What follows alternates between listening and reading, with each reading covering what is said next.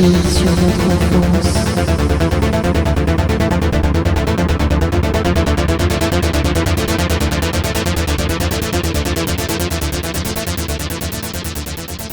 Bienvenue dans J'irai cracher sur votre enfance, le podcast qui tire les oreilles à votre enfance comme des petits chenapans et vous fait voir 36 étoiles et non pas des osios. Des osios, ce qui ferait plaisir à Raoul. Ouais. On va parler de quoi aujourd'hui, Bernie? Eh bien, déjà, bonjour Nico. Bonjour. Voilà, tu vois, pourquoi on doit tirer les oreilles aux petits chenapans, c'est déjà pour leur apprendre la politesse. Et c'est très bien. C'est très important dans une société bien ordonnée. Commence par soi-même. Donc aujourd'hui, on va parler d'un film de Robert Zemeckis, un film de 1989. À vous de deviner le titre. Non, on va vous le donner quand même. C'est Qui veut la peau de Roger Rabbit. Ou aussi en anglais Who Framed Roger Rabbit. Voilà. On écoute tout de suite la bande-annonce et puis on en parle juste après. C'est l'histoire d'une superstar montante appelée Roger Rabbit et d'un détective privé sur le déclin. Il reste dehors appelé Eddie Valiant. Ouga bouga. Chaque moment passé ensemble est une nouvelle mésaventure. Casse-moi, Eddie, je t'en prie. C'est un film sur l'amitié. Alors calme-toi, veux-tu? On s'en prie, Eddie, ne fais pas peur, tu fais une grande erreur. L'amour. La compassion. Oui, bon, je suis désolé de t'avoir tiré les oreilles. Pour toutes les fois où tu m'as tiré les oreilles. Le meurtre. Marvin Acme, c'est le lapin qui l'a buté hier soir. N'oublie pas que tu m'as jamais vu. Le sexe. Je ferais n'importe quoi pour mon mari, Monsieur Valiant. N'importe quoi. Et la violence. Qui veut la peau de Roger Rabbit? Et ben voilà pour la bande-annonce. Eh ben c'était bien sympa. Et ben on vous dit à la semaine prochaine. Alors, qu'est-ce que tu peux nous dire sur ce film? Déjà Nico, quand est-ce que tu l'as découvert? Alors moi je l'ai découvert la semaine dernière. Du coup, non, c'est pas vrai. C'est vraiment un des films des années 80 que j'ai vu dans les années 80.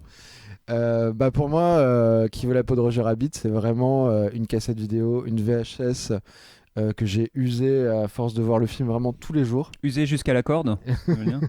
Et du coup, c'est vrai que je connais maintenant tous les dialogues par cœur. Et je pense que ça fait ça à pas mal de gens. On a tous des films qu'on a vus et revus. Et donc je connais toute l'intro avec Baby Herman et... Ce qui a fait que j'ai eu un peu de mal, en fait, ce qui fait que je ne l'ai pas vu en VO. Moi, c'est un peu pareil que toi. C'est aussi un film que je connais par cœur, dont j'avais la VHS quand j'étais petit et que j'ai vu maintes et maintes fois, et surtout en VF. Donc, moi, ça faisait 2-3 fois que je le voyais quand même en VO et je commence à m'y habituer. Mais moi, c'est vrai que spontanément, j'ai les répliques qui m'arrivent en français. Un doublage qui était quand même plutôt bien fait en plus à l'époque, notamment avec Luc Hamet. Qui présentait. C'est lui qui fait la voix de Roger Rabbit en français. Qu'est-ce qu'il présentait, pardon? Luc Hamet, il présentait Hanna Barbera. Ah, c'est lui, d'accord. Ouais. Ah oui, d'accord, voilà. ok. Et c'est lui qui faisait aussi les voix des Tiny Toons. D'accord. Enfin, voilà, rien à voir avec Kirk Hammett, le guitariste de Metallica, du coup. Peut-être un lien de parenté lointain, son cousin de l'Atlantique. Voilà. Et je pense qu'il a les doigts en bois comme Kirk Hammett. Un peu latino aussi. Mais bon, Kirk Hammett. Mais tous les deux ont l'air très sympathiques, Kirk Hammett. Voilà. Donc ça a été doublé par lui. Il y a forcément celui qui double le juge de mort. Oui, aussi. Quand même, le doubleur classique de Christopher Lloyd. Mais qui en fait vraiment un spectacle complètement dingue, quoi, avec le On rase gratis et plein d'autres trucs. Je trouve que du coup, par rapport au doublage, ou en tout cas au jeu qu'il y a dans Retour vers le futur, on peut faire des parallèles quand même, parce que c'est à la fois des films de Zemeckis, à la fois c'est le même acteur, donc qui fait Doc et qui fait le juge de mort. Et je trouve super intéressant les nuances qu'il met dans ces deux rôles qui sont complètement différents, et à quel point on le reconnaît pas en fait. Oui, alors c'est un acteur qui aimait vraiment protéiforme, qui faisait beaucoup de performances. Il y en a comme ça des séries d'acteurs à Hollywood ou des actrices qui sont spécialistes un peu dans les performances avec des transformations physiques. Il a aussi été l'oncle fétide dans La Famille Addams. C'est vrai. Voilà. C'est des character actors, je crois. Ouais. Je suis pas sûr de ça. Mais chez lui, je trouve pas ça insupportable, alors que chez d'autres, des fois, c'est très très fatigant ce Notamment côté-là. Tilda Swinton. Ouais, Tilda Swinton. On citera aussi Johnny Depp, qui fait pas mal ça. Enfin, bon, c'est toujours le même. Finalement, c'est toujours le même personnage, beaucoup de maquillage et un jeu excessif. Voilà, mais contrairement à c'est Christopher Lloyd. Christopher Lloyd. Je trouve qu'à chaque fois, c'est vraiment. En fait, je pense que c'est juste un acteur qui est très nuancé. Et du coup, tu as une palette qui est très large. Et voilà, du doc au juge de mort, il y a vraiment énormément de différences. Et ça m'a plus sauté aux yeux avec mes yeux d'adulte, du coup, de me référer au jeu des acteurs. Bob Hopkins aussi, je trouve qu'il a un jeu assez fin, en fait, par rapport à ce qu'il fait. Et d'ailleurs, c'est quand même un choix relativement étonnant, Bob Hopkins comme premier rôle. C'est pas un jeune premier. Ouais, exactement. Il a une scène à un moment où il est torse nu et on voit qu'il a le dos hyper poilu, etc. Ce qui est quand même pas évident dans le cinéma des années 80 à Hollywood, où on commence à lisser un petit peu les acteurs. Et les bodybuildés. Ouais, comme on l'aura vu. Donc là, ouais, il est un petit peu gras. En quelque part, c'est un petit gros. Ouais. Et ben, ça l'empêche pas d'avoir le premier rôle. Et d'être charismatique aussi. Ouais, c'est un super acteur. Mais du coup, en gros, il fait le rôle d'un privé dont le frère a été tué par un toon, un dessin animé. Et il se trimballe comme ça son spleen. Et le fait que ça soit pas un jeune premier rôle, même qui ressemble genre à un Jack Nicholson dans Chinatown, par exemple, je trouve que ça lui donne une épaisseur sans mauvais jeu de mots. Et là, je vais faire un décrochage direct, mais ça me fait penser que dans les années 2000, De Palma fait Le Dahlia Noir, qui se passe à peu près à la même période. Ouais. Et donc, comme acteur principal, on met Josh Hartnett pour montrer comment on a lissé les choses. Enfin, Josh Hartnett, c'est vraiment le mec qui n'a aucun charisme par excellence, qui est lisse. Bon, bah, dans les années 80, on utilise Bob Hopkins pour faire une reconstitution des années 40. Ça me semble plus approprié, quoi. Donc oui, le casting, je trouve vraiment très très bien. Le ton du film aussi, je trouvais que c'était vraiment très particulier. En le revoyant, je me suis dit que c'était pas vraiment à mettre sous les yeux d'un enfant, je sais pas, de 5 ans ou 8 ans ou 15 ans. Oui, c'est un film qui est très sombre. Je pense que la scène de la trompette avec la chaussure a traumatisé quand même pas mal de gens.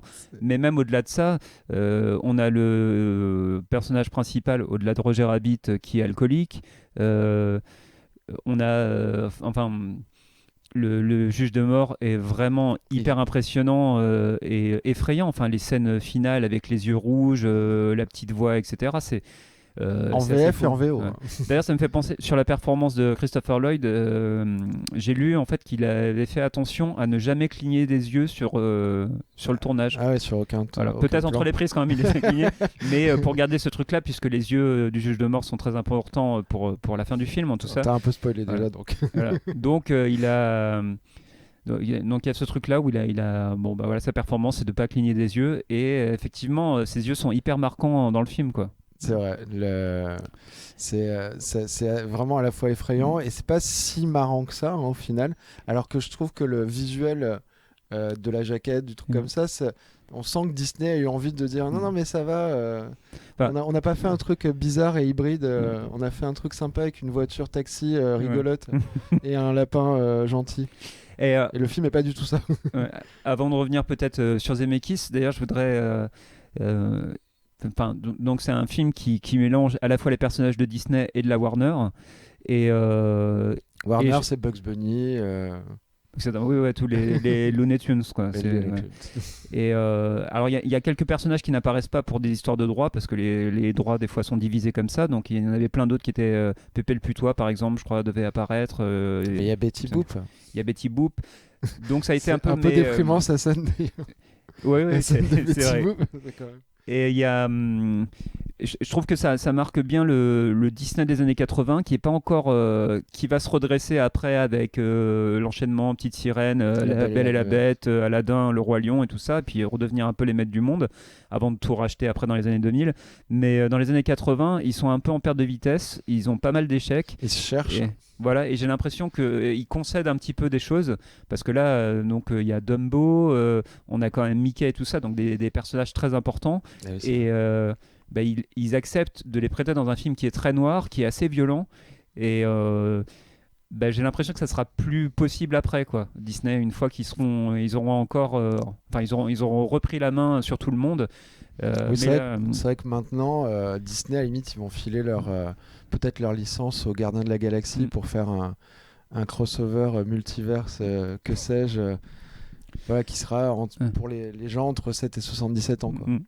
Mais là, voilà, c'est un Disney assez expérimental, en fait, que je trouve intéressant. Il y a d'autres films de Disney à cette époque-là. Enfin, là, c'est pas un film Disney, mais en tout cas, ils prêtent leur licence. À la fin des années 80, il y a Basile, détective privé, qui est aussi très sombre, finalement. On en reparlera sûrement. Ouais. C'est vraiment pas impossible. Et voilà, en tout cas, ils se prêtent à ce jeu-là. Et ça fait un film. Alors, on peut peut-être parler aussi des effets spéciaux de ce film-là. Alors voilà, en les revoyant, mais vas-y, je t'en prie. Et je trouve qu'ils sont toujours hyper impressionnants. C'est très impressionnant. C'est l'intégration animée et prise de vue réelle. Ça marche beaucoup mieux que plein d'autres trucs qui sont faits sur fond vert, détourés avec le cul. Ce qui n'est pas évident de détourer avec le cul. On rappelle, ne faites pas ça chez vous. Mais si vous êtes très habile du cul. Mais du coup, c'est vrai que... du coup, il n'y avait pas de fond vert, il n'y avait pas de choses comme ça. J'ai l'impression que c'est difficile même de se l'imaginer à notre époque. Mais du coup, la plupart des choses étaient faites sur le tournage. Et du coup, ils intégraient je sais pas comment ils ont fait, mais c'est complètement bluffant, je trouve. Alors, je crois qu'il y a pas mal de stop motion qui est utilisé quand même dans le film. C'est image par image. Ouais. Le résultat reste quand même assez fou, l'interaction. C'est là où on a quand même besoin d'avoir des acteurs qui sont hyper performants, parce que pour interagir comme ça avec rien du coup avec des dessins animés, et qu'on n'ait pas l'impression que ça passe pas le syndrome qui est un petit peu au début des années 2000, je pense à l'attaque des clones de Lucas, où on a l'impression des fois que les acteurs, on ne sait pas ce qu'ils regardent en fait. et on voit même eux qui sont perdus, puisque souvent sur les tournages, si on regarde les images des making-of, ils sont sur fond vert en train de regarder une balle de tennis et la suivre du regard, ce qui est dur quand même pour interagir. Et écoute, ils disent tous qu'ils viennent du théâtre, ça va. Hein. Et là, je sais pas, voilà, il y a vraiment une espèce d'interaction entre c'est vachement et Roger Rabbit notamment. C'est vachement bien fait, parce que il y a les trucs tout cons comme les moments où Roger Rabbit lui fait un bisou. Je me suis dit, mais j'ai l'impression que la joue de Bob Hawkins bougeait. C'était c'est très impressionnant en tout cas. C'est un film, je trouve, techniquement qui a vachement bien vieilli. Alors, c'est peut-être une particularité aussi de Zemeckis. C'est que Zemeckis, c'est quand même quelque part un réalisateur, c'est un grand technicien, quoi. Je le rapprocherais de Cameron peut-être là-dedans. C'est des gens qui sont toujours un peu à la pointe au moment où ils font leurs films. Surtout dans les années 80, donc il a fait ce film entre deux Retour vers le futur, entre le 1 et le 2. C'était vraiment sa décennie, quoi. Il a commencé avec La poursuite du diamant vert, Retour vers le futur, Roger Rabbit, Retour vers le futur 2 et 3. Voilà, puis il y a eu aussi, quelque part, Forrest Gump aussi, c'était un peu une prouesse techniquement. C'est pareil vrai, pour les intégrations avec les images d'archives. Après, il y a eu la motion capture, le Pôle Express, Beowulf. C'est pas des grands films, mais quelque part, techniquement, c'est quand même assez bluffant, quoi. On sent qu'on l'a un peu perdu là quand même. On l'a pas mal perdu, mais.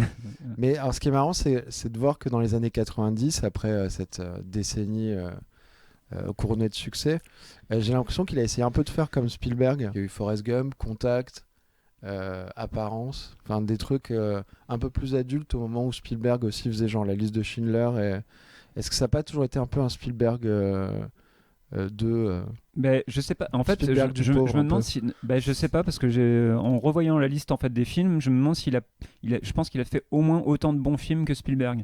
Spielberg, j'ai l'impression qu'il est quelque part surévalué en tant que réalisateur, parce qu'il a aussi produit des bons films, puisqu'il produit aussi les films de Zemeckis. Donc on va dire qu'il a double casquette, quoi. Mais Retour vers le futur, c'est lui. Et là, il produit encore aussi en partie Roger Rabbit. Okay. Il est dans la prod, puisqu'il y a encore l'équipe Frank Marshall, Kathleen Kennedy et Amblin, quoi. C'est coproduit par Amblin en fait, Roger Rabbit. Mais c'est bizarre, parce que c'est pas souvent associé. Quand on pense à Amblin, on pense plus je sais pas, aux Goonies ou ou le secret de la pyramide par exemple. Et que j'aime beaucoup. mais je sais pas, moi, j'ai l'impression que Zemeckis finalement, en tant que réalisateur, pendant une décennie, il a tenu vraiment la route. Et à partir du moment où il a eu son triomphe, Forrest Gump, tu crois? ouais, académique, on va dire, avec Forrest Gump. Il s'est un peu perdu, ouais. Il s'est perdu. Et d'ailleurs, je voudrais faire, parce que là, on est en train d'encenser Roger Rabbit à juste titre. Ouais. Mais on va peut-être cracher sur quelque chose. Mais ouais, moi je vois quand même quelque chose. Alors, c'est pas que cracher là-dessus, j'ai peut-être plus craché sur Zemeckis finalement, alors que je viens de dire qu'il était peut-être Un même plus grand meilleur que cinéaste que Spielberg. Mais on n'est pas un paradoxe près ici. exactement. Je voudrais dire que c'est quand même aussi un réalisateur ultra réac.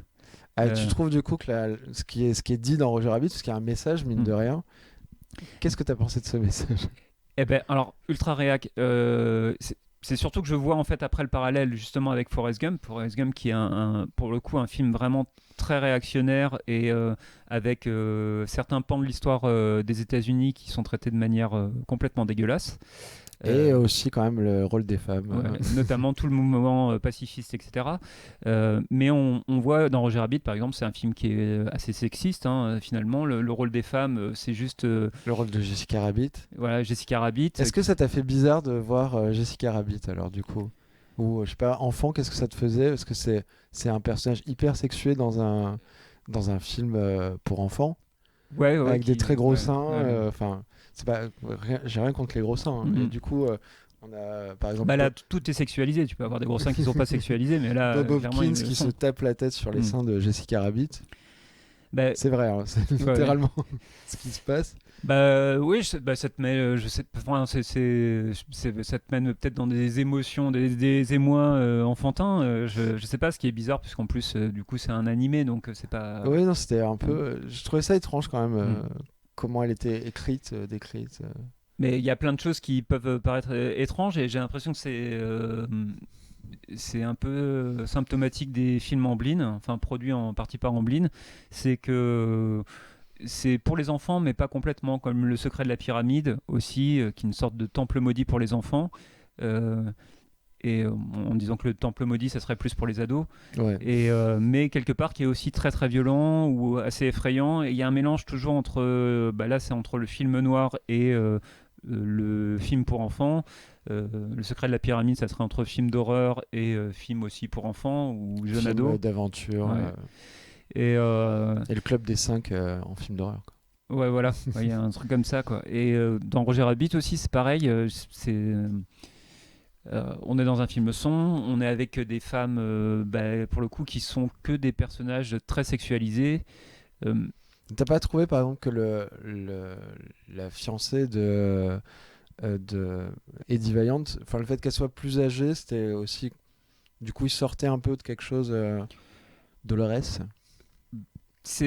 Alors oui, ça sort, mais en fait, je sais pas, je pense justement à ce plan-là, il y a un moment où il lui demande de se baisser, il la chope comme ça par le décolleté. Ah oui, c'est vrai. C'est pas grand-chose, hein. Il la chope pas par la chatte, comme dirait Trump, mais quand même. Je sais pas, alors on pourrait se dire, on se place de toute façon dans les années 40, si on regarde des films des années 40, peut-être qu'on aurait la même chose. Et ça amène peut-être sur autre chose, c'est que le questionnement de comment on reconstitue une décennie qui est pas... Enfin, dans les années 90, comment on parle des années 40.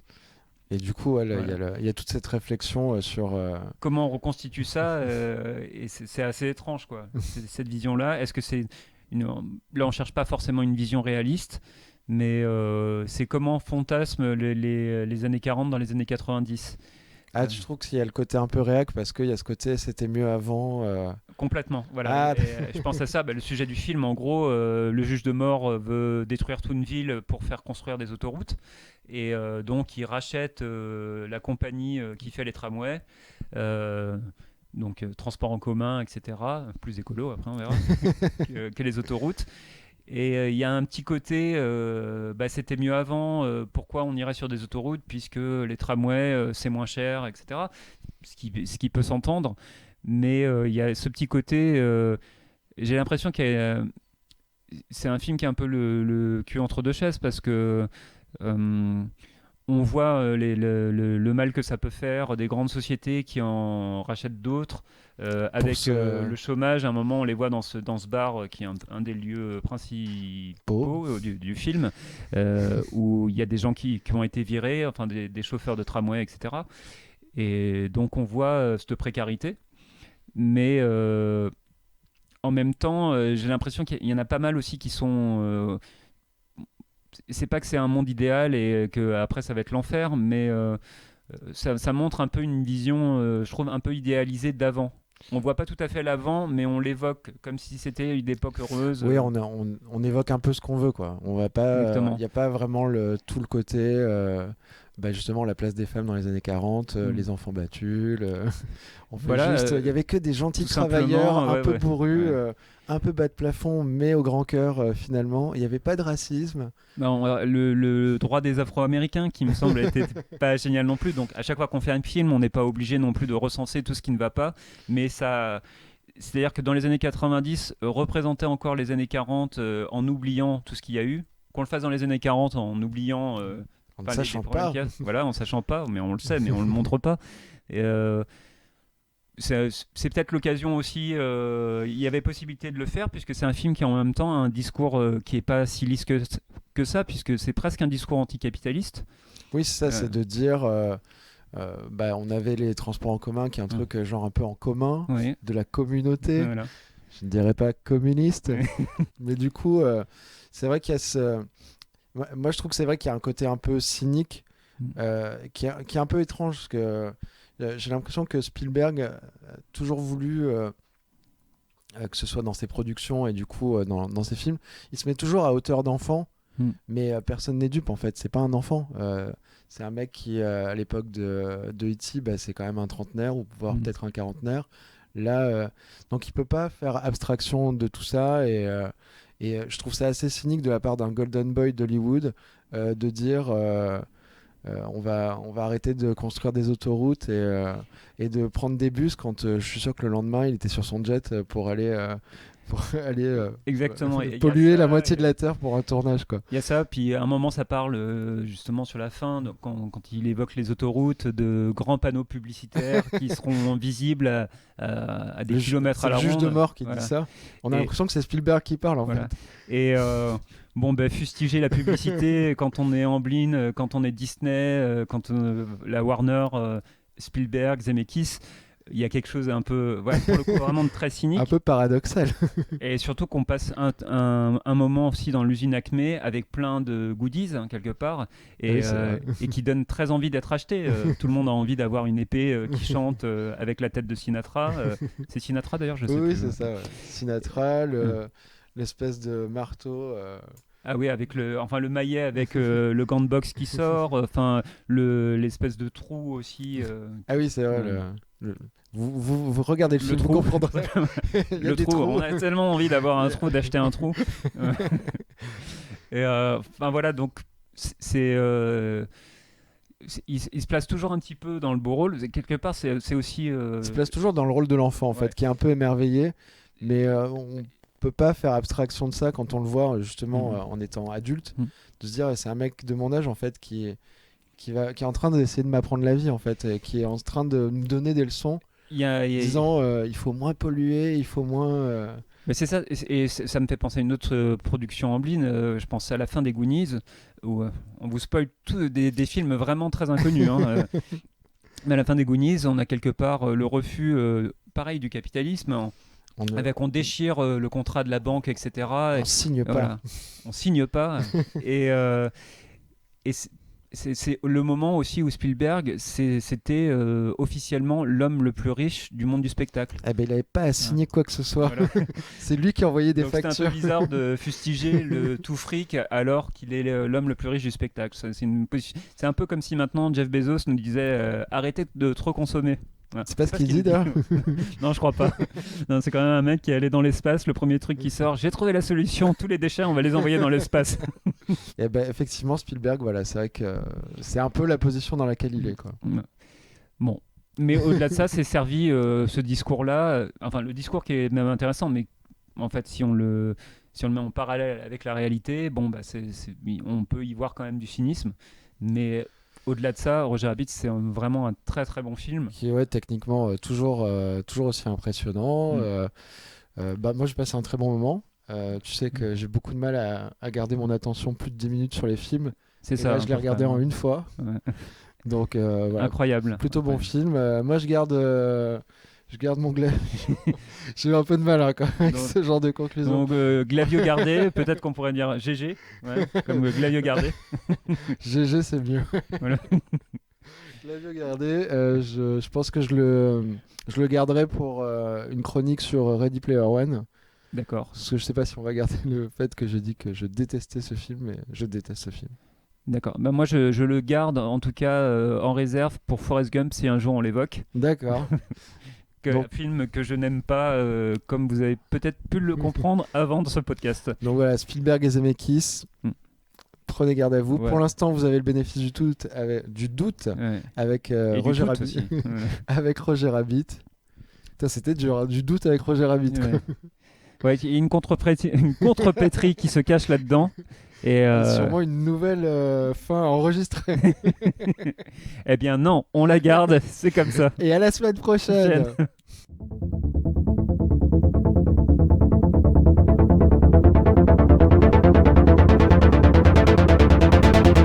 J'ai craché sur votre